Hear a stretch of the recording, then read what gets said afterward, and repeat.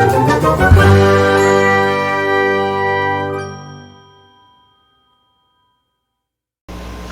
friends, welcome back to my channel. I have been threatening to do a video where I tell you all the 5-star books I read in April. So it's May 10th and I am finally doing that. Sorry it's late. You know, life happens. So, we're gonna start with the only book I don't physically own. And that is Bunny by Mona Awad. The thing about this book is that even after I've read it, I cannot tell you what it's about. I heard someone, Gabby from Gabby Reads, I believe, she compared she compared Bunny to like Mean Girls if Stephen King wrote it on acid. I thought that was very intriguing, and I have to agree. So you follow this group of girls who are in college, but they're kind of like in a cult type thing. It's a cult. And they refer to each other as Bunny. Hey Bunny, how are you? Oh, I'm good, Bunny. How are you? And like I cannot tell you anything else. I was so confused. It was so weird. So originally I gave it 3 stars, but I finished it in early April, and that book has stayed with me. And I cannot explain to you what about it. It's just freaking weird. But I highly recommend it, and I think you should try it if you like weird books that I still don't even know what it was about, except for like a cult. But yes, definitely Bunny. It's like Mean Girls written by Stephen King on acid. It's a wild ride. Next, I read Arizona, Then and Now, People and Places. Honestly, this one was kind of a cheat because it's literally just pictures of different places in Arizona, then versus now. Some of them are places that I want to visit. A lot of them are places that I've been. And I mostly got this one because my husband saw it and he kind of flipped. This would be really cool. I also think that I could do like writing prompts for my kindergartners, or even intro to like a history lesson using pictures. Pictures are a great way to grab students' attention, so I'm really glad that I read it. So we have None Shall Sleep by Ellie Marney. I didn't know what to expect going into this one. It's like a YA thriller about these 2 kids or teenagers who are somehow connected to murderers, or like they're intrigued by the crime field. Let's go with that. They're intrigued by the crime field, and the FBI starts this program for these teenagers who kind of then go undercover undercover loosely to talk to teen serial killers that have been convicted and now they're in jail. And it's very, very intense. It started off very slow for me, and I didn't think that I was gonna end up liking it all that much. And then there was just something happened, but spoilers, something happened, and then it just got action, action, action, action, all the way until the end. And there was a part of this book that really just broke me. Like, I don't have thrillers that really make me emotional, but I can't tell you what it is. But oh my god, it was just like, why? And I really wanted to throw this book. So if you like serial killers and thrillers, and this is the YA take on it, I definitely have noticed that I like adult thrillers more than YA thrillers. But for a YA thriller, this is at the top of the game. This is pure gold. Well, I mean, it's blue, but you get what I mean. I need a joke, because I'm so funny. Okay. Then I read Royals by Rachel Hawkins. I wasn't sure I was going to like this, but I found it at the thrift store for $2. I lied. For $2.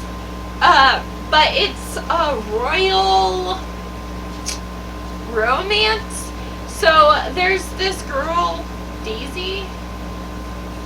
Is it Daisy? Yeah. Okay. Daisy. Her sister is getting married to the prince, and Daisy is not etiquette. Like, she does not fit in with the royal family because she's spunky and sassy and cool, but she does not know etiquette at all. So the prince's baby brother kind of takes her under his wing as basically like he's training her to be etiquette and manners, and, you know, just be like great for the royal family. I don't remember if it was his brother or his best friend now that I think about it, but it was so cute. Again, this one took me a little bit of time to get into. For a short book, I think that it took me about 100 to 150 pages to really start getting into it. At first, it was very slow, kind of like, I'm not a huge slow burn romance reader. Sometimes, you know, there are books that break those rules, but it worked. And I'm gonna do these two together because I read them. I finished, okay, one's a reread, and I read it, and then I read this other one right after, and I think that if you like this one, you will like this one, but I also think that they're very, very good. So the first one is One of Us is Lying by Karen M. McManus. So I reread this. This was the first Karen M. McManus book that I've read. I read it a few years ago. My friend Michael let me borrow it from her. Now, I'm going to let you in on a little secret, but you can't tell Michael. Don't even bother telling Amanda either, because they both might, like, they're not going to like me anymore. So, I borrowed this from Michael, and I thought that I had borrowed it for too long, and I wasn't finished reading it, but I felt really bad because I know how I am when I lend stuff out and people keep it for far too long. Then I get really impatient with them and I'm kind of rude. So I didn't want to, like, ruin our friendship if I kept the book an extra week or two to finish it. So the last, well, there is a good chunk that I kind of just speed read. I kind of just skimmed the last 100 pages. Anyway, I just kind of skimmed it, and I didn't read everything that had happened, but I really, really enjoyed that book a couple years ago when I borrowed it. So I found this at the thrift store, and I'm like, you know what? I can figure out all the plot points that I missed, and I'm glad I did, because it was great. Like, I wish I would have just been like, hey girl, you know, I've been really busy, I haven't read as much as I wanted to, so can I borrow it for another week? And I know Michael would have been completely okay with that. She probably didn't even care, but I felt terrible because I think I had it for 2 or 3 weeks at that point. I don't know, I felt like I kept it for a long time, and I was tripping for nothing, I know. But this was so good. It's this murder mystery type thing, so it's kind of like The Breakfast Club meets thriller in book form. Yeah, we're going with that. So these 5 people get detention for different things, and one of them drops dead in detention. And it's this big mystery of who did it, and each chapter you kind of get added pieces to the puzzle to kind of figure out, well, what happened to Simon, the kid that dropped dead, and why did it happen? It was wonderful. Great book. And I know I said I was gonna show it with All Your Twisted Secrets by Diana Urbane, because I think that if you like one, you'll like the other.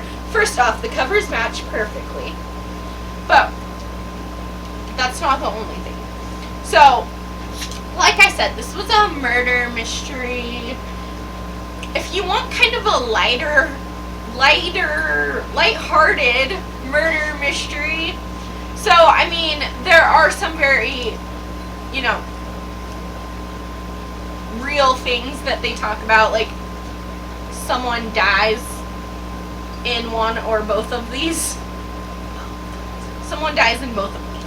But this, All Your Twisted Secrets, is about this girl who starts making friends with the popular crowd, and she starts kind of coming of age, changing, kind of leaving her old friends behind. But then she learns some things about the popular crowd and what it means to be popular. And you kind of get these different scenes, these different aspects of each of these characters through flashbacks as they are all going to this scholarship party. Only one of them, I think it's the scholarship, or do they all? I think that only one of them gets the scholarship, but they have to win it at this dinner. It's really, really fun. They're both very, very fun, and I highly recommend them. The last 3 that I have for this video, but we've already talked about these in my wrap-up, so I don't think I'm going to go as in-depth. Maybe. I don't know. I like talking. So, we have the On Honeymooners by Christina Lauren. This one, I loved it so much I read it twice. I read this, then I finished Bunny, which I've been listening to on audio for a long time. And then I read this again because although I really did love Bunny, it's kind of darker and it's not as happy as the On Honeymooners. So I kind of buffered it right in between the On Honeymooners, which has fake dating, enemies to lovers, fake honeymoon. It's a real honeymoon, but they're not really married, so fake married. That, of course, like, if you fake date someone, then it's gonna turn into something else. I don't know. I think that'd be interesting to read a book where, like, you expect it because it's fake dating. You're like, oh, they're gonna fall in love, and then they don't fall in love. That would be an interesting take on something that's been done a lot. But then I don't know if anyone would like that. I think I would read it just to see, maybe the fake dating makes them really hate each other even more. But this was just such a feel-good Hawaii trip. I haven't been to Hawaii, but I feel like through this book I got to experience it, and oh my god. Ethan and Olive are just, I knew there was chemistry there. And if you only read one book from this video, please read this one, because I cannot tell you enough. Just, it gave me all the feels, and just, I loved it. I cannot tell you any more than that. Okay, then I'm gonna get the other romance out of the way, which is The Piss Quotient by Helen Wong. I've heard a lot about The Piss Quotient, and I'm like, you know what, it's probably gonna be like, it's probably just gonna be overly hyped, and it's not as good as it sounds. But when I found it, it was only $2, so it was like, okay, let's try it. Pastelita, she was wrong. This is not overhyped. Because I see it everywhere on BookTube. Or at least I did when it was newer. I sincerely apologize to this author and this publisher for thinking that it was going to be overhyped and for not falling into the hype right away. That being said, this was such an awkward, great romance. You follow Stella, who has Asperger's, which is a form of autism. And she is really good at her, like, computer job. It's like an IT kind of thing, I believe. She's really good at her job. She's invested in it. And the only part of her life that she thinks is lacking is her romantic life. And because romance isn't a bunch of equations, which you can see all the, maybe you can, but there's a bunch of equations on here, like math, and, she's very smart, but she's just not good at romance. And she finds an escort to help her become better at dating. And that fake dating, turns into something real.